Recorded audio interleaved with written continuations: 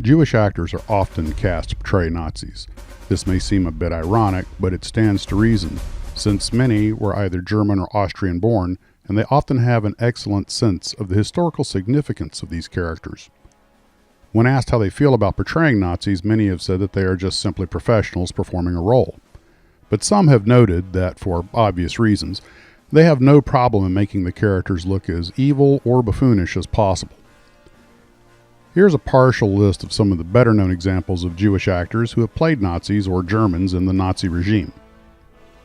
I'll start with what is probably the best-known example, the 1960s sitcom Hogan's Heroes. Virtually every regular or recurring German character in Hogan's Heroes was portrayed by a Jewish actor. The main four were Werner Klemperer, John Banner, Leon Askin, and Howard Kane. German-born Werner Klemperer is best known for playing the dim-witted Colonel Wilhelm Klink, but it should be noted that he also did an eerily good acting job as an unrepentant Nazi war criminal in the 1961 film Judgment at Nuremberg. This was followed later that same year by his portrayal as the ultimate Nazi, Holocaust mastermind Adolf Eichmann, in the film Operation Eichmann. Austrian actor John Banner portrayed Luftwaffe Master Sergeant Hans Schultz, although it has been pretty well established that his character was never a Nazi. Despite this, he did play one, again aside Werner Klemperer, in another movie. It is worth noting that Banner was in Switzerland when Hitler annexed his native Austria in 1938 and wisely decided not to return. He instead immigrated to the United States. In 1942, he joined the U.S. Army Air Force and even posed for a recruiting poster.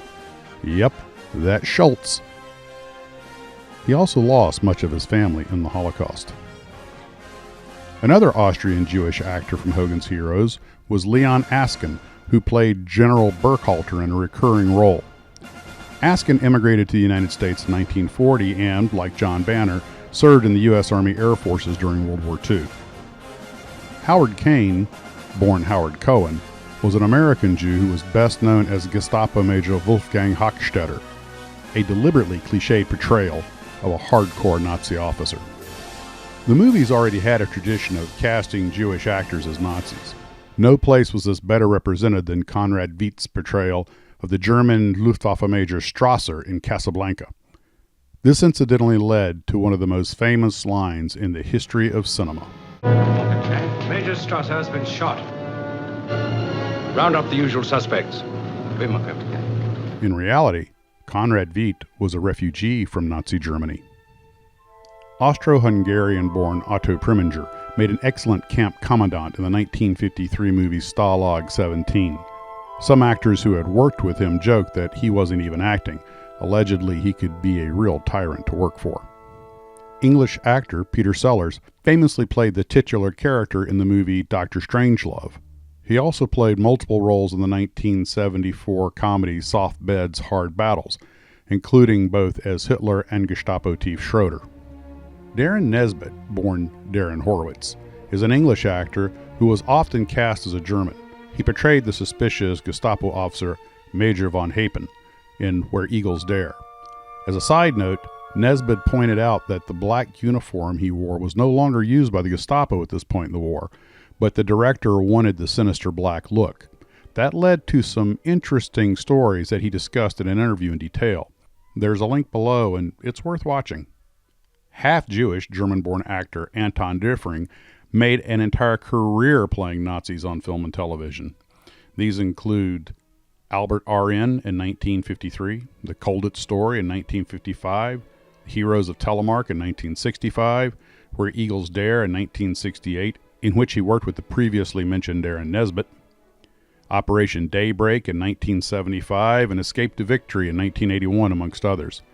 His final performance was in an episode of Doctor Who where he played a neo-Nazi trying to establish a Fourth Reich. Luther Adler was an American-born actor who played off Hitler no less than 3 times. The first 2 were in 1951 in the movies The Desert Fox and The Magic Face, and later in a 1960 episode of The Twilight Zone. Stephen Burkoff is an English Jew who once played a sadistic Nazi commandant in the 1986 miniseries Sins. He later played Adolf Hitler in the 1988 miniseries War and Remembrance. In Russia, Leonid Bronovoy was a Ukrainian-Russian actor who played Gestapo chief Heinrich Müller in a 1972 Soviet TV spy series called 17 Moments of Spring.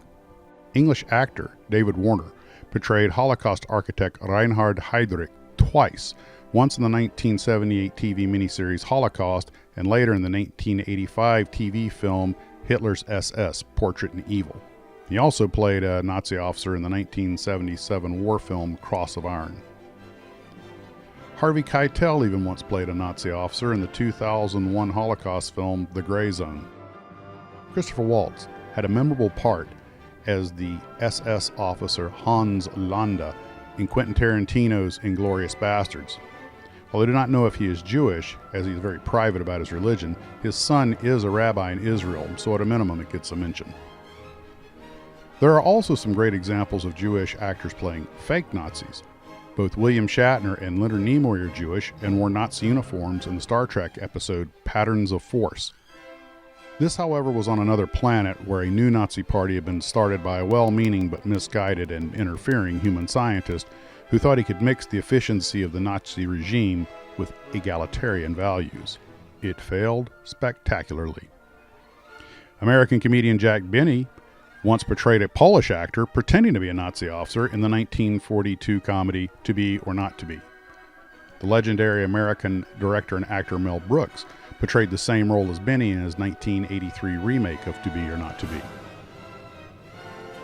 Perhaps being Jewish helps an actor to truly show the visceral hate one human can have for an entire race, having been on the receiving end of that hatred. Or perhaps it's just a way to needle those who hold such views. Regardless, it shows two things. One, actors are professionals who breathe life into a writer's words. And two, that irony is not lost in Hollywood.